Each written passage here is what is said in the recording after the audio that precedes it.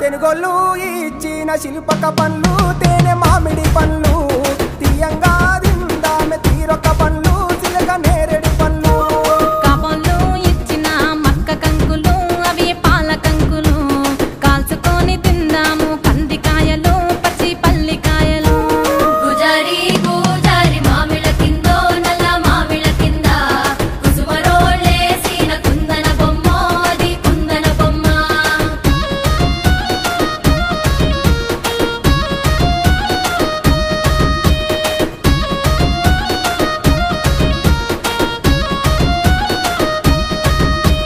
బెస్తోలు పెట్టిన పచ్చి చేపలు అవి వట్టి చేపలు